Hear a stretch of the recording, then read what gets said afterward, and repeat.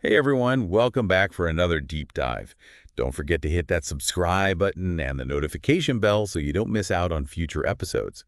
Today we're taking a closer look at human development. I'm really excited to dig into this. Me too. Mhm. And this is something that's super relevant whether you're prepping for the UPSC, maybe just starting out in school or college, or just generally interested in, what makes for a good life around the world. Yeah. We're going to be talking about indices, we're going to be talking about inequalities, and taking a look at human development from a global perspective. I have an amazing expert with me today who can really connect the dots. So are you ready to level up your understanding of human development? Absolutely. Let's do it. All right. So let's start with the basics, right? What exactly is human development? I mean, it sounds kind of self-explanatory, but I have a feeling it's a little more nuanced than that. You're absolutely right. It goes way beyond just economic growth. Human development is really about expanding people's choices, Hmm. um, and and their ability to live a life that they value. So it recognizes that income is just one piece of the puzzle. Okay, so it's not just about a country's GDP. There's more to it than just cold, hard cash. Exactly. Human development looks at things like health, education, and a person's overall standard of living. So, for example, imagine a country with, a really booming economy, but the people there don't have access to quality healthcare or education. Right. That wouldn't be true human development. Okay, that makes sense. And, our source material actually has this really handy table that I think illustrates that point. It compares growth with development, and I think it just drives that home. Growth seems to be all about those, tangible numbers, like GDP, production, that kind of thing. But development is all about quality of life. Right. That's a great way to put it. The table really helps visualize that, I think. Growth might mean a country is getting richer, but development is about making sure that wealth actually translates into a better life for people. Gotcha. Making sure everyone benefits, not just, select few at the top. Absolutely. Now, our source material talks about these four pillars of human development: equity, sustainability, productivity, and empowerment. It sounds like a recipe for a really thriving society when you put it that way. Yeah, it really does. And each pillar plays a crucial role. So, like equity. Equity makes sure that everyone has a fair shot at a good life, no matter their background. Yeah, that's important. Then you have sustainability, which focuses on managing resources responsibly so that future generations can inherit a healthy planet. So basically, we can't just, party now and leave the cleanup for our grandkids.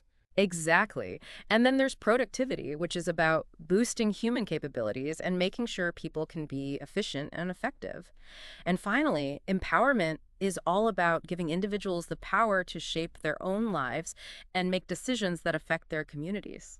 I love that. And, for our listeners out there, a great example to illustrate this, I think would be girls' education. Where does that fit into these pillars? Ah, that's a perfect example. So when we educate girls, it clearly promotes equity, right? It puts them on equal footing with boys. It also bolsters sustainability. Why? Well, because educated women often tend to have smaller families, which helps ease the strain on our planet's resources. Makes sense. Plus, it empowers women to participate in decisions that directly affect their lives and their communities. And not to mention, it boosts productivity by adding to the skilled workforce. It's like a win-win situation all around. It really is a prime example of how these pillars are all interconnected. Yeah, they really do work together. Yeah. So how do we measure something as complex as human development, right? It's not like we can just slap a number on well-being and call it a day. That's where the Human Development Index, or what we call the HDI, comes in. It was developed by the UN to do just that. It helps us track a country's progress in human development. Okay, interesting. So what kind of factors does the HDI take into account? I mean, what makes it different from, say, just looking at those traditional economic indicators? Well, with the HDI, the focus is on three key areas: health, education, and standard of living. And to measure these, they look at factors like life expectancy, years of schooling, and income per capita. Gotcha. And then they crunch all those numbers together into a single score. And that gives us a snapshot of a country's overall human development. So it paints a much more holistic picture than just looking at, just wealth alone. Now let's talk about India specifically. Where do we stand on on that HDI ladder? Well, actually, India has made some pretty significant strides. Our HDI value has gone up, like way up, by 50% between 1990 and 2018, and that puts us above the average for other South Asian countries. Wow, that's really encouraging. But I'm guessing there are still some hurdles to overcome, right? I mean, it can't all be rosy. Of course, there are always challenges. While the overall trend is positive, there are still issues like poverty and gender inequality that we have to tackle. Right. And, even though millions of people have been lifted out of poverty, India still has a significant portion of the world's poor. And another thing to consider is this. While our HDI ranking has definitely improved, the inequality adjusted HDI, or IHDI, tells a different Hey, story. hold on. IHDI. What's the difference between the HDI and the IHDI? Right. So the IHDI, basically, it looks at how human development is distributed within a country. It shows us how much progress is lost because of inequality.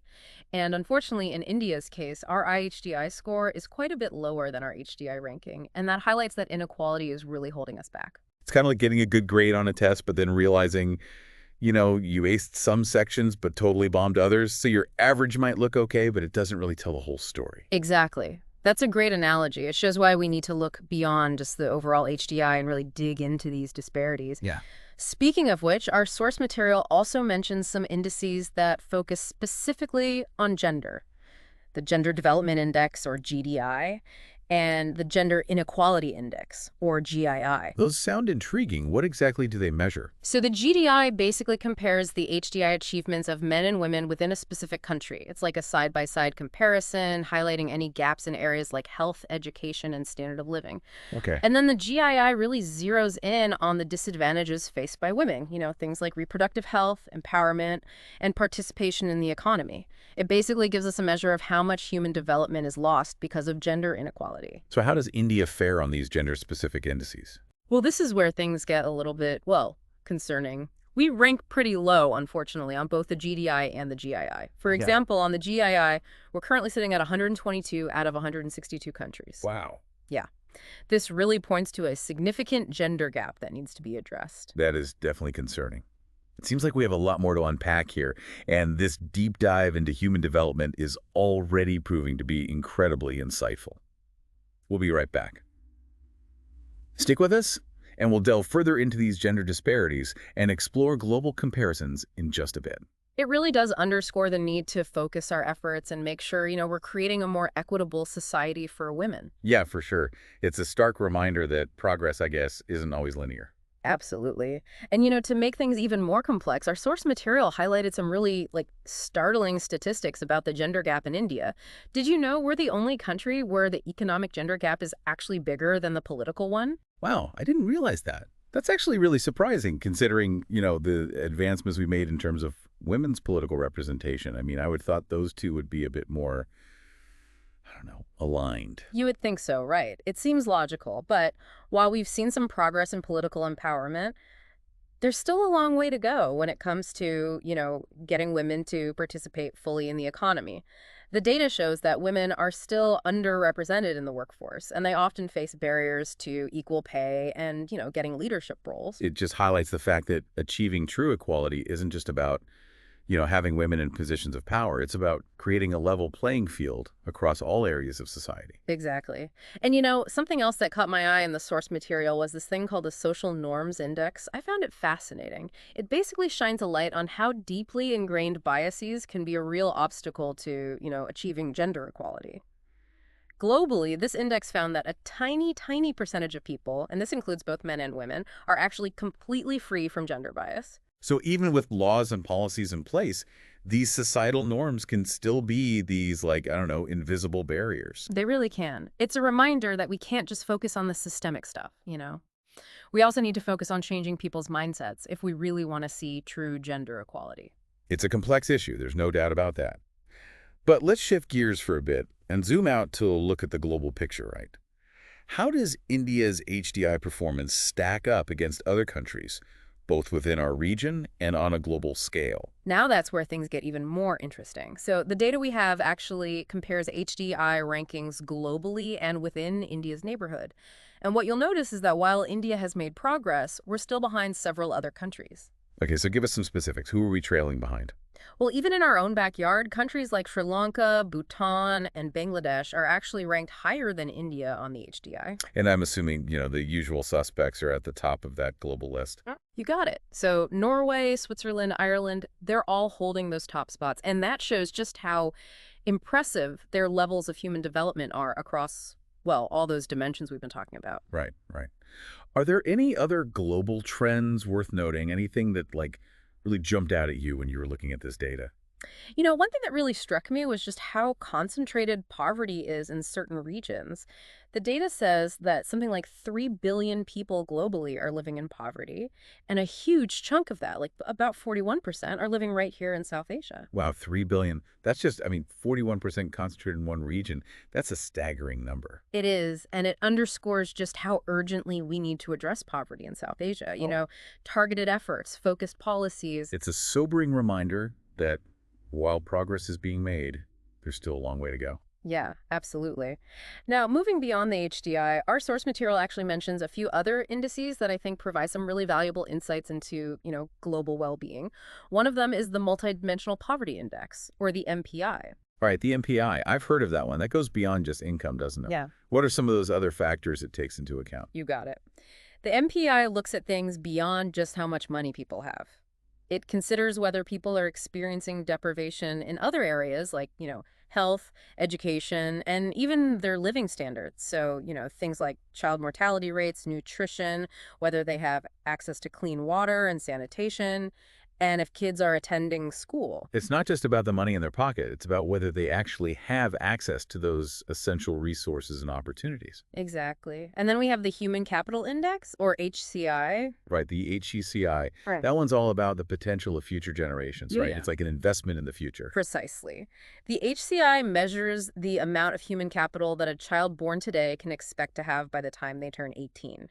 And to do this, they look at things like child survival rates, how many years of quality education they're likely to get, and the overall health environment. So it's basically a measure of how well a country is setting up its future workforce for success. You could say that, yeah. A high HCI score basically means a country is doing a good job of creating an environment where kids can thrive and reach their full potential. This deep dive is really highlighting just how interconnected all these different aspects of human development are. It's not just about economic growth or these individual indicators. It's about, weaving them all together to create a more holistic picture of well-being. It really is. And that's why it's so important to look beyond those simple economic figures if we want to truly understand how a country is progressing. Okay, so we've covered a lot of ground here. Before we wrap up this section, there's one more index that caught my eye. It's the Global Gender Gap Index, and it's published by the World Economic Forum.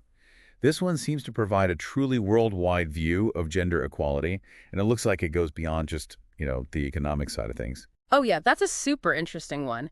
It examines 4 key dimensions: economic participation and opportunity, how much education people are getting, health and survival rates, and political empowerment. It's a pretty comprehensive assessment of where we stand globally when it comes to gender equality. So what are some of the key takeaways from this index? What's it telling us about the current state of affairs when it comes to gender equality around the world? Well, the latest report, it paints a bit of a sobering picture. It says that at the current rate of progress, it's going to take, get this, like 99.5 years to reach full gender parity globally. 99.5 years. Wow, that's pretty disheartening. It is, and the area where we see the biggest gender gap, according to the report, is in political empowerment. Yeah. Women are still, vastly underrepresented in parliaments and ministerial positions all around the world. It's like we're taking one step forward and then 2 steps back sometimes. Yeah. Yeah, it can definitely feel that way. It's frustrating. But the good news, I guess, is that these indices and reports, they really shine a light on these persistent challenges.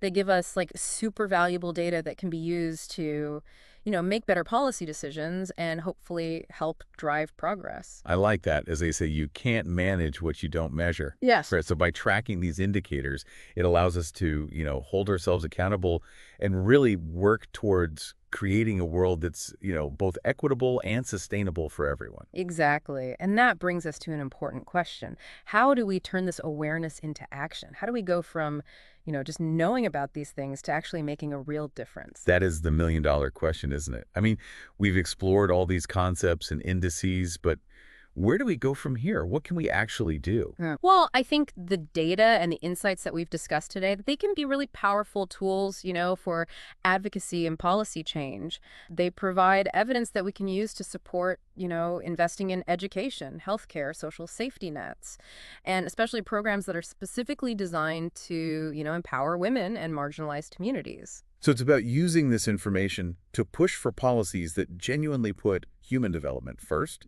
not just economic growth for the sake of it. Precisely. We need to move beyond just talking about development. We need to demand action, concrete action from our leaders. And that's where our listeners come in, right? I mean, it's not enough to just understand these concepts. We need to use our voices to speak up and advocate for change. Absolutely. We need to be informed citizens who hold our elected officials accountable and push for policies that actually prioritize human well-being. So what can our listeners do, like practically? What are some takeaways, some things they can do in their own lives? Well, first and foremost, just stay informed. Keep learning about these issues, track the trends, see how things are changing, and try to understand how these things relate to your own community, to your own country. Right, so do your research. Yeah. But then what? What's the next step? Get involved. Support organizations that are working on these challenges. You can volunteer, donate, or even just raise awareness. Talk about it with your friends and family. Use social media to share information and amplify the voices of those who are, fighting for equality and justice. So it's about taking all this knowledge and translating it into action, Yeah. even if it's just, making a difference within our own circles, our own communities. Exactly. Every little bit counts. Remember, it's collective effort that really drives meaningful change. Well said.